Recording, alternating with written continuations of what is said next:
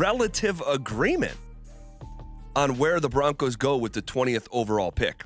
That's never good, Zach.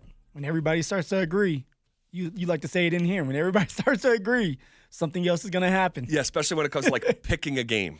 Yeah. Right? If you see like all Chiefs logos across the bottom, like I'm like, okay, maybe think about Philly. That's just kind of naturally how I am. But Phil, NFL.com's Lance Zierlein, who I've been following his work for years, he does a tremendous job. He put out his first mock draft, and he has the Denver Broncos taking Michigan tight end Colston Loveland. Zierlein said, quote, building around Bo Nix should be the priority in Denver. Adding an athletic pass catcher with good size like Loveland could be high on the Broncos' list of priorities, end quote. Okay, that makes some sense. Yeah, it does. Tight end. We need a tight end. We need a tight end. We want a tight end. It makes sense. Yep. I opened up the mock draft of ESPN's Matt Miller a little bit earlier this week. In his mock draft, he's got the Denver Broncos with the 20th overall pick taking Colston Loveland, a tight end out of Michigan. He says, Loveland is one of my favorite players in this entire class. He'd give Coach Sean Payton and quarterback Bo Nix another target in the passing game to complement receiver Cortland Sutton. Loveland, who battled through injuries in 2024, can line up all over the formation, but is at his best as a flex tight end. He ran the full route tree at Michigan and has the grace of a wide receiver at 6'5", 245. Ooh, He finishes by saying the Broncos are a team in transition as the front office starts adding more playmakers around Nix. Finding him a young safety valve to grow with is the best roster-building move and would open up the middle of the field in the passing game, end quote. What do you make of this? We need a tight end. All right, Zach, and I'm okay with that. But I think we need to pump the brakes when it comes to drafting a tight end in the first round. I think that everybody's jumping on board because of the Brock Bowers situation. It's like Brock Bowers hit, but we all know the history of a tight end, a young tight end at that.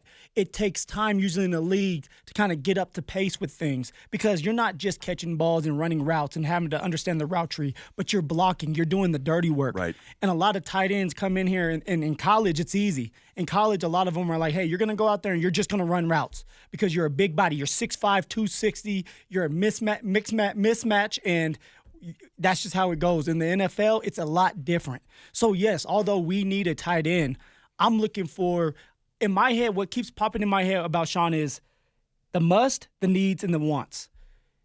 We must get a run game going. We must go out there and pick up a running back in the free agent market, on top of picking up one in the draft.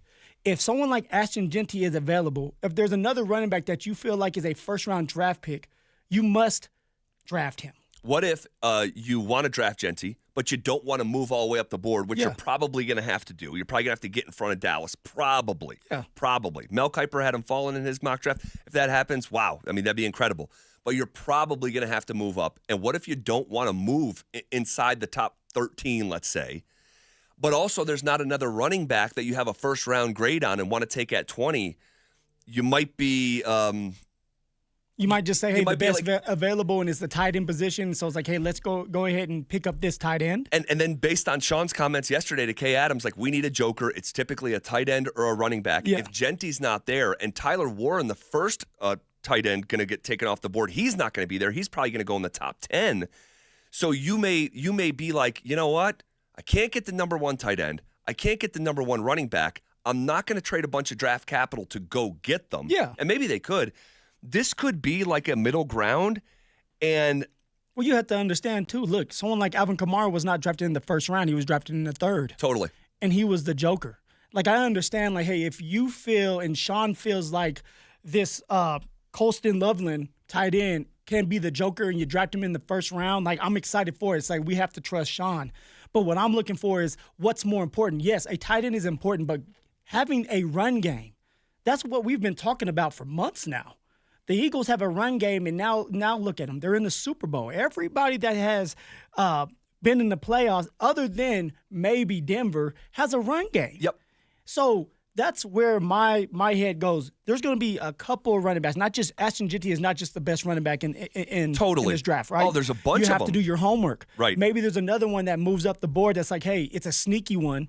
And Sean believes in him and says, hey, that's who we're going to draft at number 20. That right there, that is our joker running back that can do some great stuff, and I'm not willing to lose him, so we're going to draft him in the first round. Yeah. That's all I'm saying. Like, we need a tight end, but we must have a run game this year. Well, I think you need both, and I would if you force me, if you truly twisted my arm and forced me, running back is the bigger priority. But man, right, like 1A and 1B, it's tight end, and I'd be interested, man, how they're gonna skin this cat, because what you could also do, much like the running back room, the tight end room needs an entire revamping. Yeah, and I look at it as, do you go get a tight end in in either free agency or trade for one? Reasonable trade. And I'm talking like Evan Ingram from Jacksonville.